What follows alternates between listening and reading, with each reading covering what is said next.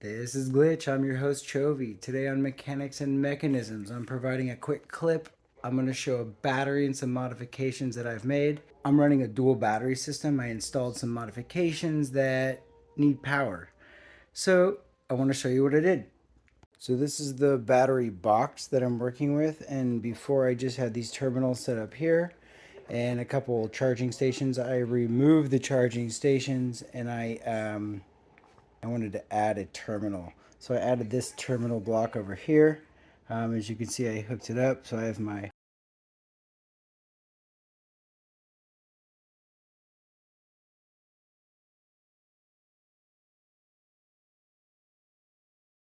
see this spider web. Inside I have these cool connectors that I got to, it works flawlessly. This was the original terminal. There's a lot going on down here, but this terminal runs the top lights, the kill switch, the starter motor. But I installed a couple different things. I installed a GPS, a switch box, a floodlight. So I needed to add another terminal and figure out how to power it up. I didn't want another battery box because, as you could tell, there's not much space back there, and I don't want to add another box. So if I could just add another terminal, that would be awesome. On this side of the battery box, I installed a brand new terminal. We have the positive right here. We have the negative down here. I have these cool rubber pieces that go on top. Again, red and black match the cart. I took the positive here and ran using a 12 gauge wire to the positive top bar. In theory, it would heat it up enough to power stuff.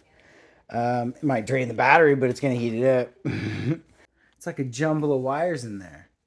I think it'll work out. I don't know. I'm probably going to need a fuse or something in there somewhere. But we'll see what happens. Okay. So like I said before, this is the original terminal. We obviously have positive and negative. And I didn't want to change anything. What I did was I just linked, but I think that's what I did, but I put a negative from the negative to the negative of this new terminal and the positive from this positive and ran it to this positive terminal. And then I added the two positives, and then underneath is the two negatives to give you the idea. I'm not too sure if I need to run a fuse from this point to this point. I might, just to be safe. I don't really understand all that, but it looks really good. I put on the casing, so now we have it's kind of like a rubber casing, so if someone does tinker in there, you're not going to get shocked. I kind of like that feature. Now that's a tight squeeze. I dropped the two 12-volt batteries into the battery box. There's not much room in there, but it does look good. I'm about to plug it in. Let's take a look.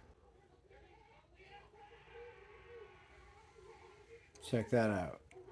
No room, but fits. Got all the wires down there for the original.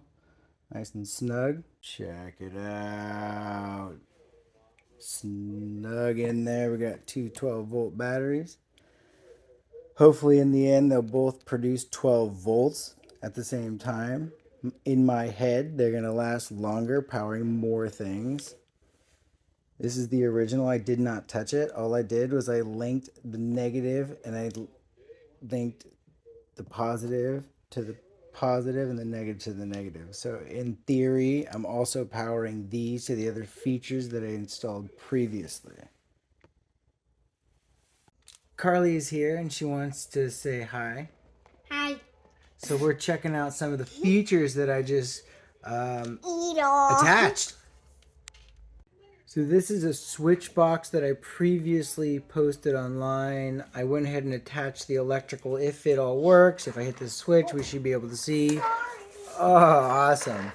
And it is reading at 12 volts, which is fantastic, which means the battery is hooked up properly. Oh, that is awesome. So the battery is hooked up properly, and I got the switch box hooked up properly. I call that a double win. Doop doop. Carly, give me the high five for the win. Did you win the car? I did because it said 12.7 volts, which means Daddy did good. Good job, Daddy. Thanks, Carly. It was 45 I also installed the floodlight in the front.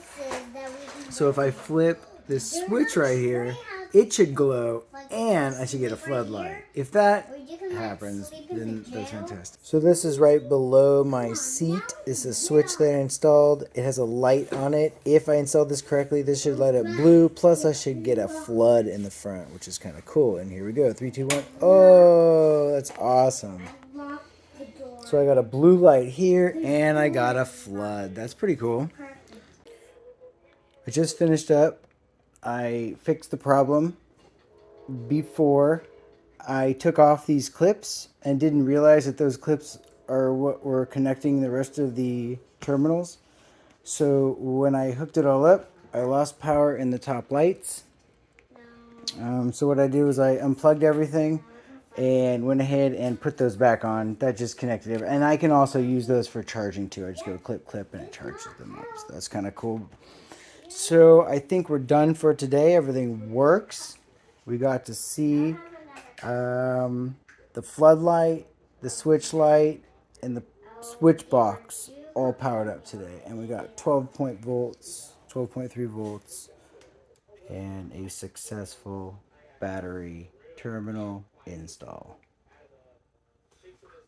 Hope you enjoy watching.